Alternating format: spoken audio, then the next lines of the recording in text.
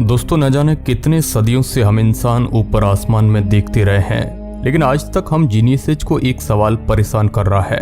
क्या हम अकेले हैं? इतने बड़े और अनंत सीमा तक फैले ब्रह्मांड को जाने बिना इस सवाल का जवाब देना नामुमकिन है।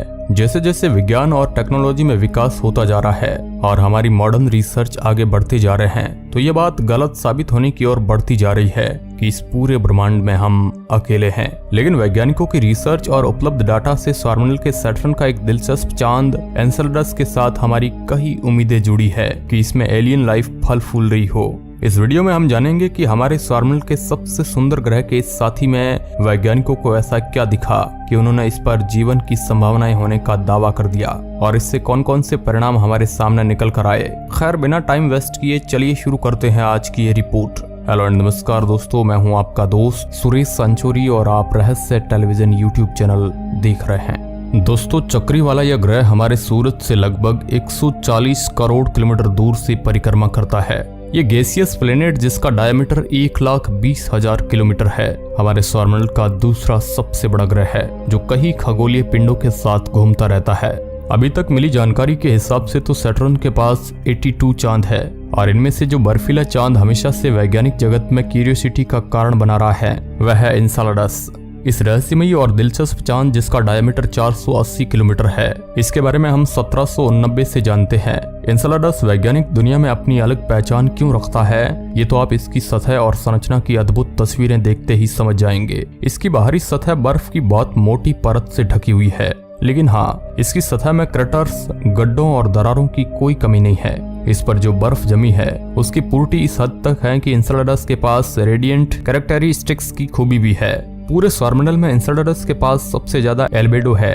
जानकारी के लिए मैं आपको बता दूं कि एल्बेडो रिफ्लेक्टिविटी की एक यूनिट है जो ये बताती है कि अगर कोई चीज स्वयं रोशनी इमिट नहीं कर रही है तो वह अपने आप पर पड़ने वाली रोशनी को कितना ज्यादा रिफ्लेक्ट कर सकती है। और एन्सेलेडस का तो क्या ही कहना है, जो अपने ऊपर पड़ने वाली सूरज की किरणों का 99% वापस अंतरिक्ष में रिफ्लेक्ट कर देता है। अब क्योंकि ये सूरज से कुछ ज्यादा ही दूरी पर रहता है और अधिकतम रोशनी भी रिफ्लेक्ट हो जाती है, तो जाहिर है यहाँ का तापमान भी काफी कम होता होगा। लेकिन कितना कम?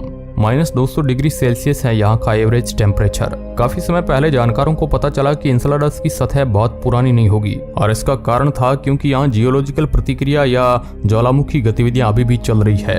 क्रायोवोल्केनिज्म से सतह पर बड़े बड़े पानी के फव्वारे बने हुए हैं और फैक्ट की बात तो यह है कि हमारे पूरे प्लैनेटरी सिस्टम में केवल एन्सेलेडस ही ऐसा खगोलीय पिंड है जिसमें यह फिनोमेना देखने को मिलता है। Breathtaking processes on Saturn moons. आज हमें एन्सेलेडस के बारे में जितनी भी जानकारी है, इसका पूरा श्रेय जाता है एक मानव रहित मिशन कैसिनी स्पेस प्रोब को। साल 2005 में नासा के इस स्पेस प्रोब ने एन्सेलेडस का काफी नजदीक से अध्ययन किया था। जब ये उसके चक्कर लगा रहा था, कैसिनी ने तुरंत पता लगा लिया कि इस चांद का वायुमंडल काफी पतला है और केवल पानी की भाप से ही बना है। जो चीज इसके वायुमंडल को रेडिएशन से बचा रही है और लगातार उसे भरती भी जा रही है, वह खुद एन्सेलेडस में ही मौजूद क्रायोवोल्केनोज है जिनकी हमने अभी बात की। क्रायोवोल्केनोज ही इसके वायुमंडल का एकमात्र स्रोत है, क्योंकि जैसा कि हम जानते हैं कि उनसे पानी की भाप काफी तेज रफ्तार से निकलती रहती है। इस चांद के दक्षिणी ध्रुव में वैज्ञानिकों को एक ऐसी चीज मिली जिसने उन्हें तुरंत हैरत में डाल दिया। वहां पर एक वार्मिंग सोर्सेज पाया गया जो कहीं न कहीं ज्वालामुखी गतिविधियों को बढ़ावा दे रहा था। एक और दिलचस्प बात यह है कि एन्सेलेडस के जो हिस्से जियोलॉजिकली सक्रिय हैं, उन्हें बड़ी बड़ी फिशर सिस्टम यानी दरारों के आधार पर कैरेक्टराइज किया गया है और ये दरारें एक दूसरे के पैरेलल है। इतना ही नहीं, इनकी गहराई लगभग 100 फीट जितनी है और ये सैकड़ों किलोमीटर लंबी भी है। ऐसा बिल्कुल मुमकिन हो सकता है कि ध्रुवीय इलाकों के पास बड़ी स्केल में मौजूद बर्फ कन्वेक्शन करंट के चलते मूव कर रही हो और मनमोहक क्रेविस एक्टिविटी बनाती हो। एन्सेलेडस सब सरफेस ओशियन। वैज्ञानिकों को अपनी तरफ आकर्षित करने वाली केवल एन्सेलेडस की सतह वाली डिस्कवरीज नहीं है, कई ऐसी संरचनाएं हैं जो वैज्ञानिकों की नजर से अभी तक छिपी है और कहीं न कहीं रिसर्च के लिए यह सबसे दिलचस्प और अद्भुत फील्ड है। ग्रेविमेट्रिक मेजरमेंट का इस्तेमाल करके वैज्ञानिकों को एक हैरान कर देने वाली बात पता चली। ग्रेविमेट्रिक मेजरमेंट एक ऐसा तरीका है जिसमें हम किसी खगोलीय पिंड द्वारा लगाई जा रही असल ग्रेविटी और उसके आकार और डेंसिटी को समझते हुए अनुमानित ग्रेविटी की तुलना करते हैं। इससे ये बात पता चल जाती है कि उस पिंड का घनत्व हर जगह एक ही है या नहीं। और जब एन्सेलेडस की ग्रेविटेशनल फील्ड का अध्ययन किया गया तो वैज्ञानिकों को पता चला कि इस चांद की मोटी बर्फ की परत के नीचे एक बहुत बड़ा समुद्र, जिसके आयामों की कल्पना भी नहीं की जा सकती है, मौजूद है। इस चांद के दक्षिण ध्रुव के रिफ्ट वाले सिस्टम बर्फ के पार्टिकल्स और पानी की भाप के फव्वारे आराम से कभी भी रिफ्लेक्ट किए जा सकते हैं। बाद में यह पता चल गया कि इस नज़ारे के लिए दक्षिण ध्रुव में मौजूद कई सारे फव्वारे इसके जिम्मेदार है। और इतना ही नहीं, ये फव्वारे तो सैटर्न की मैग्नेटिक फील्ड पर भी प्रभाव डालते हैं। अब क्योंकि इन हवाओं की ऊंचाई 30 से 35 किलोमीटर ऊंची थी, तो जाहिर है काफी पहले ये अनुमान लगा लिया गया था कि जरूर ही इसका स्रोत कोई बड़ी वाटर बॉडी होगी। पहले तो वैज्ञानिकों को यह लगा कि ये किसी छोटे से हिस्से में फैली कोई छोटी मोटी वाटर बॉडी होगी, लेकिन बाद में की गई स्टडी से यह बात सामने आई कि एन्सेलेडस में मौजूद पानी भले ही पृथ्वी जितना ज्यादा नहीं है, लेकिन उससे बना यह समुद्र लगभग पूरे चांद में फैला हुआ है। सतह के नीचे मौजूद ये विशाल समुद्र एक और बात की पुष्टि करता है कि बर्फ की वह मोटी चादर अंदर के पथरीले कोर से न मिले। इससे एक और फायदा यह होता है कि इस चांद के रोटेशन के कारण रेगुलर फ्लक्चुएशन काफी कम होती है। ऐसा इसलिए क्योंकि हमने देखा है कि जिन ग्रहों या चांदों के अंदर का कोर उनकी बर्फीली सतह से जुड़ा हुआ होता है, वहाँ फ्लक्चुएशंस काफी देर और भयंकर होते हैं। पानी के लिक्विड रूप में मौजूद होने का एक और बेहतरीन फायदा हमारे सामने आता है कि ये जीवन के विकास के लिए बेसिक जरूरत है। हम जानते हैं कि जिन ग्रहों में पानी लिक्विड रूप में मौजूद नहीं है, वहाँ जीवन की कल्पना करना भी नामुमकिन है। तो अब ये सवाल उठकर आता है कि क्या एन्सेलेडस के समुद्र में कम से कम छोटे सूक्ष्म जीव मौजूद होंगे? और आपको जानकर खुशी होगी कि संभवतः इस सवाल का जवाब हाँ है। Is their life on Saturn moon? अब दोस्तों, इस सवाल का कोई स्पष्ट जवाब तो हमारे पास नहीं है, क्योंकि अब तक हमारा कोई भी स्पेसक्राफ्ट एन्सेलेडस की सतह को खोदकर उसके अंदर के समुद्र में नहीं गया है। लेकिन हमें इसका जवाब मिल सकता है अगर हम उन फव्वारों के केमिकल कंपोजिशन पर ध्यान दें जो उसके अंदर के समुद्र से बाहरी सतह की ओर निकलते हैं। उस केमिकल कंपोजिशन में केवल बर्फ के पार्टिकल्स और पानी की भाप के अलावा हमें मीथेन भी मिल सकता है।